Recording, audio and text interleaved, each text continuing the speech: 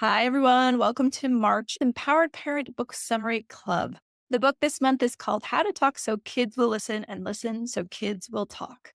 This is by Eileen Maslish and Adele Faber, and this was written originally in 1980. So the book is almost as old as I am.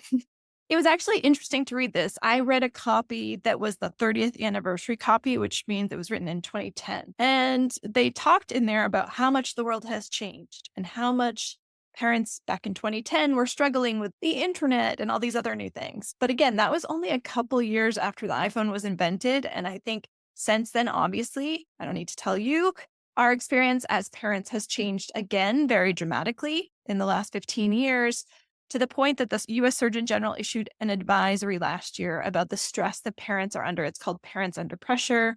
I made another YouTube video about that a while back. It came out last fall. If you want to check that out, go and look for it. But basically, all the statistics are bad. And comparing us as parents in 2024 to our parents in the 1980s, we realize like we are really juggling a lot more loneliness, a lot more stress from being sandwich generation between aging parents and young children, a lot more financial stress because the childcare costs have skyrocketed relative to other costs and not in pace with rising wages. Yeah, so all of the stuff that they teach in this book is more relevant now than it even was in 1980. And what I also found really interesting about this book is that even though it was only 45 years ago, that is a long time, but parenting has changed so much. There are pictures in this book where it's instead of smacking your kid in the grocery store, say this. And I feel like no one could write that book today, right? Like publishers probably would not back you in writing that book today. Back in 1980, I forget that it was commonplace. Thankfully, my parents didn't spank us, but it was still pretty commonplace for kids to get spanked. And I think thankfully we have evolved to realize that is not very effective long term in terms of helping kids change their behaviors. But I'm excited to dive into this book. So let me share my slides with you. And I got to come to Zoom. Hold on 1 second. Go some presentation mode. Right, and then I'm just going to check on Facebook really quickly, make sure that we are live and everything's going. Give me 1 second. Sorry, I'm not very good. There we go. There we go. See myself live on Facebook right now. I'm recording. If it's not live, we'll post it there later. Anyway, this is what the book looks like. If you want to get it, I will send the link out to all of you with the replay. And it is about 400 pages, but really like the main text is under 300 pages. And it's a quick read. It didn't take me very long to read this. With that said, I want to remind you all that I have a podcast. It's called the Parent Doctor Podcast. You can listen to it on Spotify and Apple, I think on Audible. I basically put it all the places I could put it, from Spotify for podcasters. And this second season, what I've been doing is interviewing parents. So if you are in a unique situation, and aren't we all, and you're open to being a guest on my podcast, then please reach out. You can go to theparentdoctor.com/podcast and schedule a time with me there. And if you have time and you take a listen and you like it, I would really appreciate it if you can like the podcast, follow me, and share it with your friends. That will help us get heard by more people. You can catch up on previous episodes here. I'll send out the replay slides with the video, so you'll have that link. Then this is a me talking to you one-sided conversation that happens every month, the Empowered Parent Book Summary Club. This is more educational. If you're interested in having a more interactive experience with me, being able to pick my brain as a child psychiatrist and child development expert, then what you want is my office hours. And that happens the second Friday of every month. It's $29, so it's a total bargain. You can come and go as you like, but the recordings will be available to you to watch whenever you like. And that happens at 10 a.m. Pacific Daylight Time on the second Fridays of each month. To sign up, you go to theparentdoctor.com/office-hours. All right, so let's get into this book.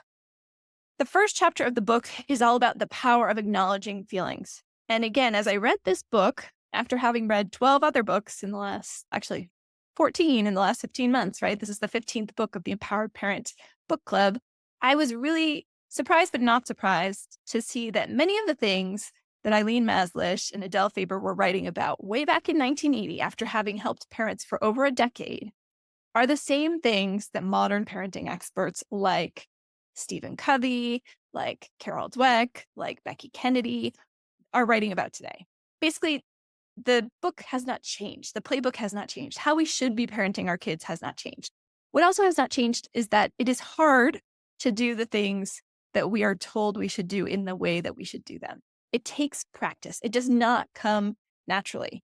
So let's first start with the power of acknowledging feelings. When our kids are upset, it can be very easy for us to react.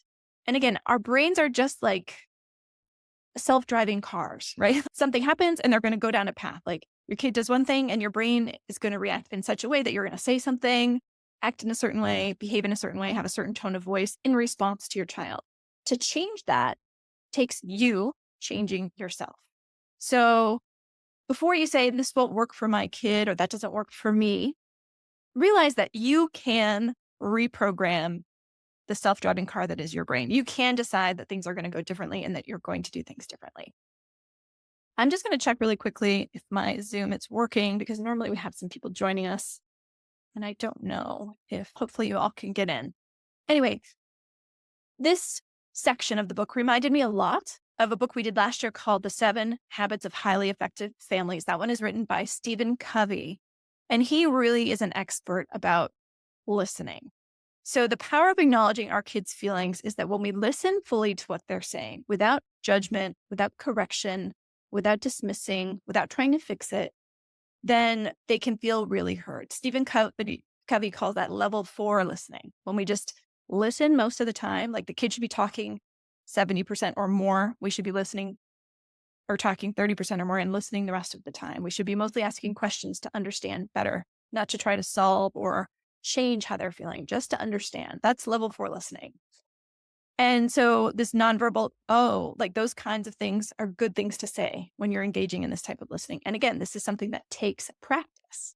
So think about practicing this. And it's going to feel weird at first. It's going to feel so hard to not jump in and give your 2 cents or to tell them why what they did was wrong or to ask them, how could you do that differently next time in an attempt to problem solve? What we want is to just listen and then to help them understand their feelings by taking a guess at it and saying, that sounds frustrating. Did you feel frustrated or you seem so worried about that test?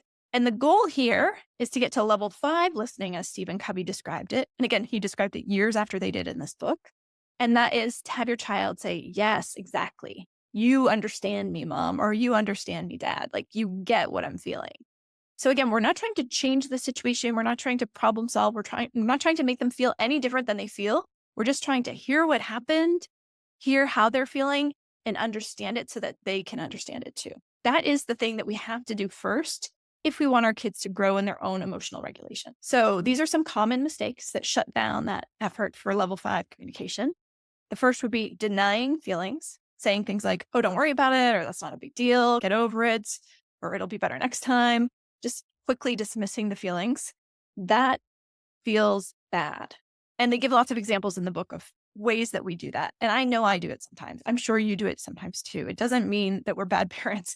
It just means that this is a growth area for us, right? Like we can catch ourselves when we do that. Say, you know what? I'm sorry. I was dismissing how you were feeling in that moment. That must have really been hard.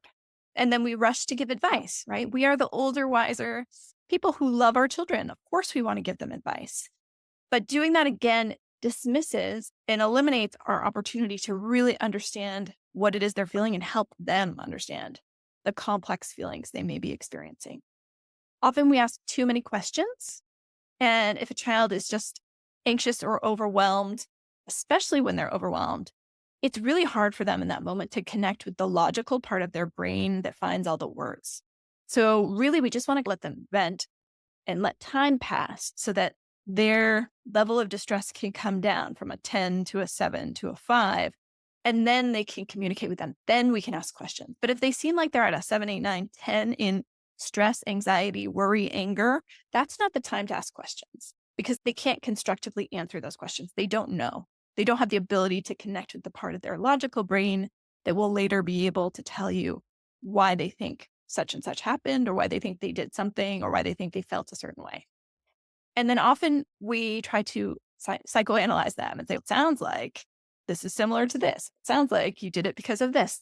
Again, we can't give them the answer. That's not what's going to help their brains grow and their emotional regulation grow. What we need to do is help them discover the answer for themselves. So easier said than done, I know. All right, the next chapter is a great one. And this is the pain point for me right now with my kids. They're 12 and 8. They are capable physically of doing a lot around the house at this point. It is hard for me to get them to do that without nagging, without harping on them, while maintaining a positive attitude. And in part, that's because it was never demonstrated for me by my parents how to enlist family members' help to keep a home tidy and clean without nagging and harping on them and making them feel bad. So it's a new skill that I have to develop without having had a parent model it for me. But I know I can do it and I'm working on it. So here are some great suggestions from these two authors about encouraging cooperation without demand. The first is describe what, give the example of her teenage daughter throwing her towel after her shower on mom's bed. And mom sees it and is mad because now her bed is going to be wet and it's not fun to sleep in a wet bed.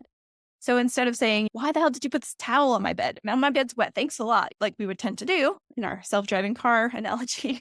Instead, you want to describe it. Hey, Sarah, there's a wet towel on my bed. Any idea how that happened? And then she'll probably say, oh, sorry. And she'll run in and take care of it. Right. Or say there's laundry on the floor in your room rather than judging them and saying, what's wrong with you? Why is your room always a mess? I told you to clean it up. Again, eliminate all of that negativity and just state there's a lot of toys on the floor here. There's a lot of glitter on the dining room table. That's something that we're seeing a lot in our house right now. Wow, slime got made here. I can see because there's still glue everywhere. So again, when we describe what it is, it invites them to meet us, to meet our expectations or even exceed our expectations. And that is a category 1 behavior when they step in and say, oh, mom, sorry, I'll come clean that up.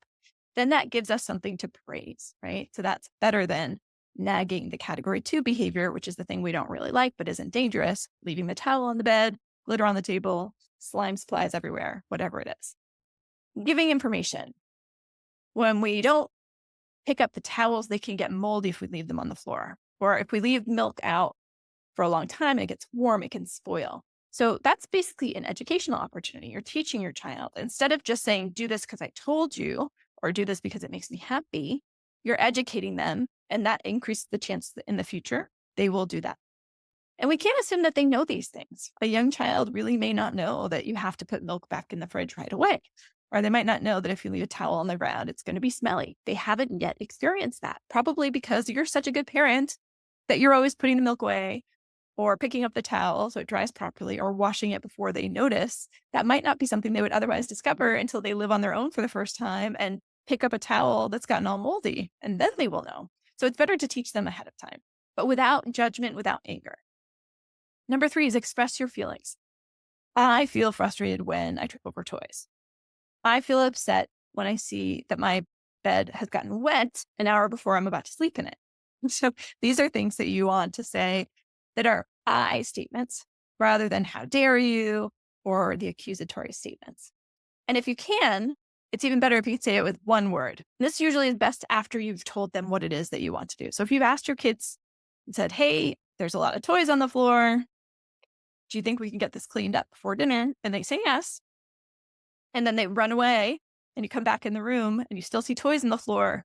You can call them in and then say toys. Then you're emphasizing like, I'm getting a little escalated here, right? I'm going from a 3 to a 5 or a 6 on my own 1 to 10 anger scale. And that conveys a lot without a lot of words, which is a better way to communicate at that point. And then another suggestion they have is writing a note. And this was back in 1980. Nowadays, I think we write way fewer notes. Like when I was a kid in the 80s, we always had notepads everywhere in the house, and my mom did write us a lot of notes. And I still write notes in my kids' lunchboxes because I really loved that. But I think this is a lost skill. And in some ways, it's more powerful in 2025 than it was in 1980 because it's so rare. Having little 3x3 pieces of paper or Post-it notes where you can jot down notes to your child, assuming your child is old enough to read, can really help convey information in a way that is less likely to be messed up by your self-driving brain, because you can't get so mad in notes. Or you can hopefully write the note with a little bit of humor or playfulness, which is ultimately going to lead to your child being more compliant. So they gave a lot of cute examples in the book of like little poems that parents wrote that basically conveyed that they were pissed, but did it in a playful, rhyming way And then the kid would write back a note and be apologetic and tell the parent how they were going to fix it. I'm going to now look at some notes that I had about these slides. Oh, yeah. So going back, I wanted to give you guys an example. I'm going to give an example here for my 8-year-old. The other day, this was just like a week or two ago, I discovered that during the fires here in Los Angeles, when I was overwhelmed, I was letting the kids be on the iPads a lot. My daughter had gotten on YouTube, and I thought I had blocked YouTube from my kids' devices, but she was on YouTube. I discovered that. So I blocked YouTube again, and I decided I need to limit her iPad use. And so I told her you can have 1 hour a day on days when there's no school. And she came home after school one day after I instituted that rule, got on her iPad, and I was like, no, remember, it's a school day, no iPad. So I took it away, and she got really upset. She stormed off. She threw herself on the bed. She was really quiet. She wasn't like screaming, crying. She wasn't angry at me, but I said, what's going on? And so I just went to her and I sat next to her and I was like, it seems like you're really upset. I'm here if you need me. And then I stayed there and I asked, are you upset about the iPad? And she didn't look at me, but she just shook her head no. I said, oh, it's something else. And so I started trying to guess what it was. And she kept shaking her head no. And finally I said, I'm not really a good mind reader. I'm sorry. I can't guess. But when you're ready to talk about it, I'm here for you and I'm ready to talk to you. Okay. I said, I'm going to go. I'll be in my room. So then I was in my room. She came running in and she told me about something that had happened at school, some drama with her friends. She's in second grade, nothing horrible, just very typical things for kids her age. And that was an opportunity for me to then say, oh, you were really upset when so and so did that. That must have made you feel this way. And she cried a little bit, but she got it out and then she felt much better. And a few minutes later, she was like able to go back to playing and felt relieved. So that's an example of how instead of jumping to the conclusion, which it would have been very easy for me to do, to assume that she was mad and throwing a tantrum because I took the iPad away. That was on the surface what it seemed to be, but it actually wasn't that at all. It was, she was trying to escape some bad feelings she had about events that had taken place at school by being on the iPad. And when I took that away, those then flooded her and she needed the space to vent, but she needed some time to come from like an 8 down to a 6 to a 5 to be able to talk to me about it. And I gave her that time and space. Now, I don't always hit a home run like that with my kids. I want you to know, like, just as often I make mistakes where it's like, don't get upset with me about the iPad. I told you these are the new rules and we can do something else. When you're ready to calm down and play a game with me, I'm here for you. I can give her some attitude too. But this time I feel like I did a really good job by listening fully, giving her the space she needed and reflecting the emotional state she was having. And it really did relieve her distress. So that's one example I wanted to give you. Another example that they gave in the book, and this is super important, is that we don't have to agree with our children's feelings. So when we're helping them name their feelings or identify their feelings, we don't have to say that they're right to feel that way or justified to feel that way. We just have to acknowledge it. They have to feel like we get it. We understand what they're going through. And when we do that, they're more likely to respect the limits that we set for them in the future. So I'll give another example. Last summer, I was driving my niece. She's 5 at this time. She is like a redheaded, a little bit of a wild child. I love her so much. But I picked her up from pre-K and I didn't have a car seat, booster seat for her, but we were going like less than a mile in New Hampshire. And so I told her, just get in the back seat, buckle up. And as we're driving back to the house, my son who's in the front seat, my daughter who's in the back seat saying, Mom, Tilly's got her head out the window. And the windows were down. It was summertime. I look back and my niece has her head out the window. Like she's on her knees and she's out the window. So I'm screaming at her, tell her, get down, buckle up, what is it? And then I rolled up the window and put on the child locks. And then I calmed myself down and I said, I'm sorry that I yelled, Tilly. That must have felt, I bet the wind felt really good in your hair, huh? So I acknowledged that, like, for her, that was really something that felt good. And she was like, yeah. And I was like, yeah, I can imagine that felt really exciting and really good. So then once we understood each other, once she knew that I understood why she did it, that she wasn't trying to kill herself or jump out the car, that she was just doing something that felt good in the moment, I then could explain why I have to set a limit and that's not okay and why it's not safe. And she said, okay. So she understood then, and I think that she is actually more likely to comply with my request that she stay seated in the future. We shall see next summer. All right. So now we're on slide. Okay. I think we didn't do this one yet. So we talked about communication. And the goal is to acknowledge the feelings and have it be heard and understand what it is. By acknowledging it, we're not agreeing with it. We're just helping our child be able to feel like, yes, mom or dad gets me. And therefore, it's safe for me to have these feelings, that I'm still a good, valid person with these feelings. They see me as this lovable person still, and I can then move on. What we don't want to do is to deny the feelings and tell them, don't worry, it's not a big deal. Leave it alone. We don't want to rush to advice. I think I already talked about these things. We don't want to ask too many questions, and we don't want to overanalyze them.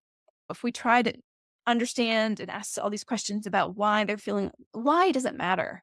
What matters is that they're having this uncomfortable feeling. We can think about it almost like a physical injury. And they talk about this in the book too, that it helps some parents to imagine when your kid is expressing negative emotions, imagine it as something that for them is as painful as like a scrape that's bleeding. They have something that they need your help to heal up. And telling them it's nothing isn't going to stop the bleeding. Telling them, oh my God, that's not going to help either. It's going to make them more hysterical. But being reassuring and saying, oh, you cut yourself. Okay, this is what we need to do. It hurts, but it'll get better. That's going to help them in the long run. All right. Then we did this one already too. I'm repeating myself. Apologies. Okay. And then there's a whole section in the book about why we shouldn't punish our kids. And again, this is now being repeated by Dr. Becky Kennedy and other books that we have read. This is based in psychology research, but again, it doesn't come intuitively to many of us as parents, especially if you were punished as a child and it seemed to help your behavior get better.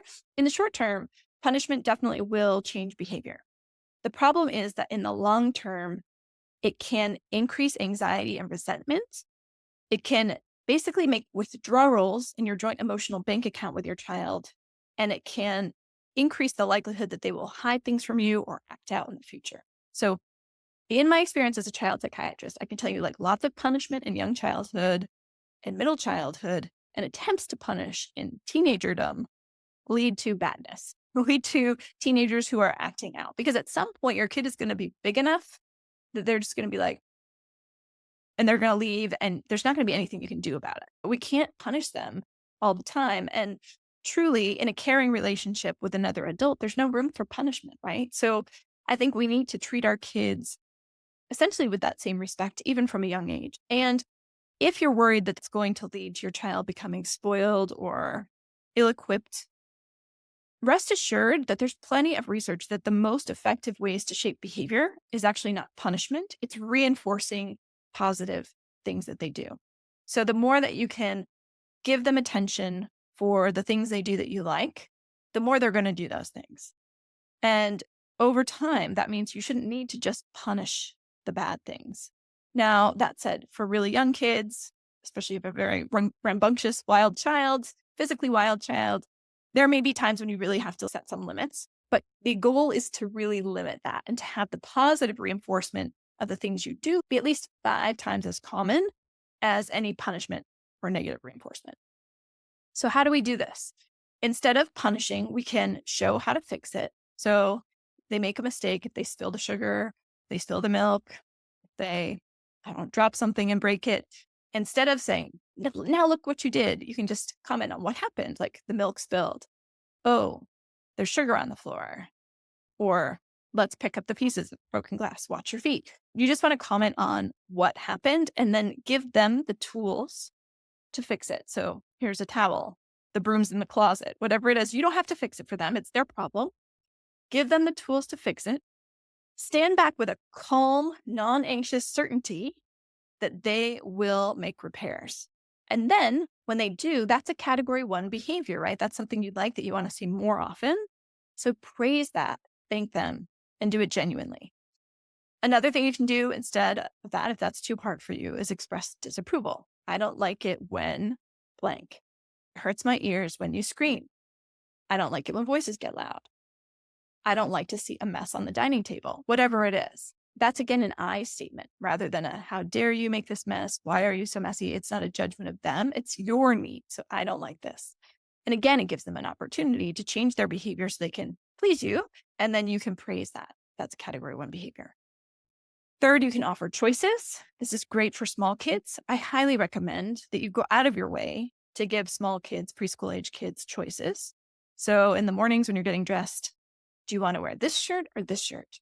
Not 15 choices, 2 or 3 max. 2 underwear, these shorts or these pants. Kids, especially young kids, have very little autonomy in their lives. And we want to give them as many chances to have autonomy and agency as we can. And then finally, problem solve together. There's a whole section of the book, and Stephen Covey does a very similar thing in his book, The 7 Habits of Highly Effective Families. But basically, when you're at an impasse with a child, this is especially true for an older child, like your child wants this, you want this. When you're calm, not when you're both hot-headed, when you're calm, I say, I'd like to problem solve this with you. Do you feel calm? Can we talk about it? And then they tell you what they want. You say what you want. And then you each brainstorm possible things that could be a solution. And then you each veto the things that don't work for you. And maybe you solve it. Maybe you have to take a break again, because often these discussions do lead to us getting a little hot under the collar, right?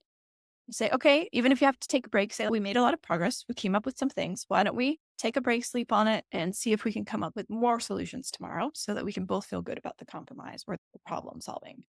And again, ultimately here, this is not you giving too much to your child. You don't have to give in on anything that is absolutely a no for you.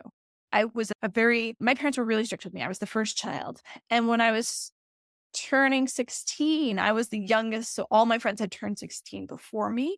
My birthday's in late September. And I really wanted to go with them places in that first year. I wanted to be a passenger in the car with all these young 16-year-olds. And my father was absolutely not going to let that happen. He was a hard line about it. I pushed a lot of times, but he did not budge. And I respected his rules. And then when I did get my license, he made me have the same rules where I wasn't allowed to drive anyone in my car either. And he had good reason, right? When a 16-year-old or a new driver has another friend in the car, the chances of a fatal accident go way up. And he knew that. And that's why he had the rule. So I'm not saying in the problem solving, you have to budge on your hard lines, just like my dad didn't. I don't think that's necessary at all. But if there is some wiggle room, then it's reasonable to problem solve and to give your child a space to let them know you will hear what they have to say. You will let them try to sway you. They may be successful. They may not be successful. You're not promising them that if their argument is good enough, you're going to let them ride in the car with another 16-year-old. My dad never promised that to me, but he let me come back and ask over and over. And he kept saying no. And he explained why. And he never budged. So problem solving doesn't mean that you have to compromise your integrity and your rules and your morals and your values and your decisions as a parent, but it does mean that you can give your child an audience to hear their point of view and respect it and say, I hear you, but the answer is still no. That's okay. All right. And then I just think it's important to keep in mind, this is something that Dan Siegel wrote in one of his books, and it's true. The meaning of the word discipline is not punishment. It's learning. It's teaching.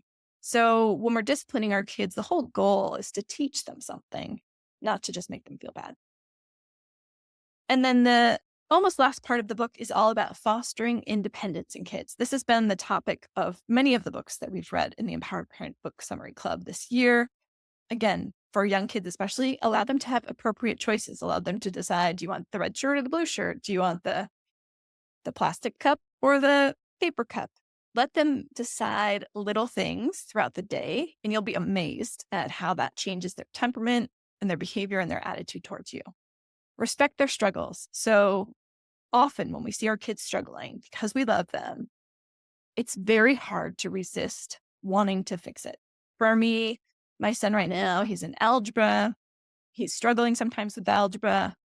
I do an okay job, but I could do a better job because I want to jump in and just be like, look, I'll show you. This is how you do it. But that doesn't acknowledge his struggle. And until his struggle and negative feelings are acknowledged, he can't calm himself down enough to be able to learn what I'm trying to teach him or show him, or to be able to learn from Khan Academy or the book or anything else. So what he needs first, and even as an expert, I struggle with this, is to just let him kind of wallow in his negative emotions. Let him know that I understand it's really tough to be in 6th grade, to be in an advanced math class and have a teacher who expects you to just get this stuff lickety-split. Like, it's really hard. It's frustrating. And then once that is acknowledged, once we can get over that hump, that's when I can come in and teach him something. But until then, I can't. And I keep making this mistake over and over. Don't answer every question. So kids ask lots of questions. And one thing you can practice after today is, instead of automatically answering them, You can just say, that's a good question. What do you think? And I think this is a skill that in today, with phones and Google and Hey Siri and Alexa, like all these things we can ask and Chat GPT, right? The ability to wonder, to not have our questions immediately answered is a skill, a tolerance that is much smaller than it was when this book was written in 1980. And I do think there's value in it. I think there's a lot of value in us as parents to be able to respect our kids for having good questions and trusting, again, standing back with that calm, non anxious certainty that they can figure it out, that they can get an answer without having to be that answer, without having to rescue them from the discomfort of not knowing something for a little while. They're going to be able to get that answer way faster than I was in 1980 and way faster than you were as a kid. So just let them figure it out. Let them have that little pause between the desire of wanting to know something and the satisfaction of getting an answer by not answering and just saying, interesting question, and let them problem solve. Finally, let them dream. So your kid may say, I want to be a neurosurgeon. And they might be pulling like C's and D's their freshman year of high school. And therefore, your self-driving car brain is going to want to automatically reflexively say, with your grades, are you kidding me? And laugh in their face. But that's harmful because really, you don't know what the future holds. You don't know what your child is capable of. And again, if you can have that calm, non anxious certainty that your child can do anything they set their minds to if they use all of themselves. And you say, wow, neurosurgery, that's a pretty intense thing. Then you can go back to that, don't answer every question. Like, what do you know about it? And get them to explore and see how much have they actually researched this? What do they know about what it's going to take for them to become a neurosurgeon? And then you can admire that they have that desire, that tenacity. I'm sure you could do it. You can have that faith in them, even if on the surface you do doubt it. Deep down, you can have that faith. There's no harm in having faith in your child. You don't want to artificially blow up their hopes. You don't want to say, for sure, you're going to get into Harvard. You're amazing. You have to be authentic and genuine. You have to say, that's a really hard path, a very competitive path. There's a lot of things you have to sacrifice to be a neurosurgeon. But if that's what you decide you want to do, I support you fully. You're not promising them about a certain outcome, but you're letting them know you believe that they could do it. All right. What does this say? The art of effective praise. Okay. So this was another thing that I felt was very precocious. This book, again, was written in 1980. It preceded Carol Dweck's mindset book, therefore, by 26 years. And remember, in that book, we read that one. I summarized it last year. You can go back to the replay. Her research showed that when you praise kids for the outcome, for their score on a task, if you tell them they're so smart, and then you give them a challenge or the opportunity to step up to a next harder level of problem solving. This was done with middle school students and math problems. Those kids who are praised for their smarts and their outcome are less likely to choose a challenge, whereas the kids who are praised for their effort and for enjoying a challenge are more likely to choose a challenge going forward. So when we give praise, we have to be careful. And there's an excellent chapter in here. I'm going to use a lot of that in the worksheet that I give you all for this book this month about how praise can land in different ways. If you're someone who just like never dresses up like me, and then one day you do your hair and makeup and someone says, oh, you always look so beautiful, you're not going to believe that because you know that they know that's not true, that you don't always put all this effort into your appearance, right? So you might say thanks, but it's not going to land as like a genuine praise. So we want to describe effort when we're praising our kids. We want to focus on progress. So again, that's a message that came in the Gap in the Gain book that I presented last year. We want to remind them of how far they've come from where they started. Maybe they're learning piano. Remember when you first started and like you couldn't even read the sheet music, and now listen to you. You just played a song. Anyone would know what that is. That's amazing. So focusing on the gain, on the progress, rather than the distance from where they are to the perfect ideal, and encourage them to evaluate themselves rather than judging them. Ask them how they think they did. Give them the opportunity to want to get better and to think about how they're going to get better rather than telling them you're only going to get better if you practice 10,000 hours. Just say, I can really see you've improved. What are your goals and how are you going to get there? Because really, that's the recipe for success that they need to take into their future life, right? It's not going to be you telling them why they should apply for some job or go for a promotion. It's going to be their own inner drive that gets them to do that. So getting them to start with that when they're a child under your roof is an excellent way to build their confidence and their skill. All right. And then finally, okay, breaking free from limiting labels. This is one of the final chapters of the book. Let me see if I have notes on this one. Yeah. So basically, in this final chapter, they're talking about ways to help our kids see themselves. Again, it's related to that growth mindset versus fixed mindset that Carol Dweck wrote about in her mindset. Notice when your child does something new or differently. And for that matter, notice when you do something new or do it differently. We're not very good at praising ourselves because when you try something new, are you great at it? Usually not, right? Like usually you're pretty crappy when you try a new thing. I'll give you an example. I'm trying to build a meditative practice. This morning, I've been trying for weeks to be regular about it after my 100-hour silent retreat, where it was actually very easy to meditate, but then you come back to real life and it's not so easy anymore. This week, I decided Wednesday is my morning. My kids go to school late. I bounced out of bed at 4:55. I went downstairs to meditate. I did sit and meditate for 45 minutes, but I had a goal of making it to an hour. And so I started having these like critical thoughts. And it wasn't the same experience of meditation as I had at my silent retreat. Like I'm back in real life. I'm working full time. Like my mind is a little busier than it was in that perfect little bubble where all my needs were met for 4 days. So it shouldn't be surprising. But then I remembered that my mentor, my guide, my coach said exactly this. She's like, when you go home, you're going to try to meditate and you're going to be critical of yourself because it's not going to be the same. Don't be critical, be positive. And so I shifted my thinking about it and I said, you know what? I showed up here. It's 5 a.m. I sat for 45 minutes. I did it. And it's going to get easier from here. So notice new behavior, praise yourself. This is also in the book Atomic Habits, which I think we should read in this book club. But basically, anytime you're trying something new, anytime you're trying to reprogram your self-driving car to do something different, you're going to suck at it at first. And so you need to notice that it's new and express gratitude for yourself and pat yourself on the back for trying to do that new thing. With our kids, we do that by noticing that they made eye contact, noticing that they introduced themselves to a child, noticing that they smiled and said thank you, noticing all those category 1 behaviors as they grow into the person they're becoming, and then sharing your observations. So I saw you go outside your comfort zone and try this new thing. That takes courage. Again, labeling the positive personality trait that they are developing and demonstrating. I saw you share your pizza with Jane. That was really generous. I saw you let him go before you in the water line. That was very generous. That was very kind. So again, we want to notice the good that our kids do. Notice the category 1 behaviors and give a label to that positive personality trait so that our kids can internalize that I'm a kind person. I'm a generous person. Notice, did you see how happy she was when you shared your cupcake with her? You made her day. You're a very kind person. Those are the kinds of things that will really help our kids to have positive labels about themselves rather than negative ones. And I can tell you, as a child psychiatrist who works with a lot of teenagers, negative labels are really prevalent. Our kids are very good at labeling themselves negatively.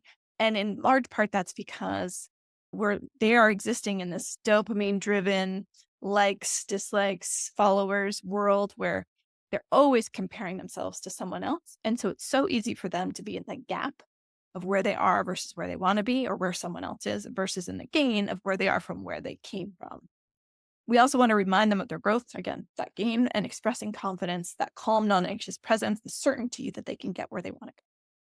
All right. So I think that's it for today. Excuse me. And I will share this video with all of you. Stop this share. Hey, Tweenie. Oh, I didn't even know you were here. And I will stop the video, send this to all of you who are on the book club. If you're not yet on the book club and you're seeing this somewhere else, then go to theparentdoctor.com/book club and sign up. You'll get access to all the past replays as well as the video replays for each one of our book club seminars that happens on the 3rd Wednesday of each month at noon Pacific time. And I make an actionable PDF for each book as well that gets sent out to all of the subscribers. All right, take care, share this with any friends, and see you next month. Bye.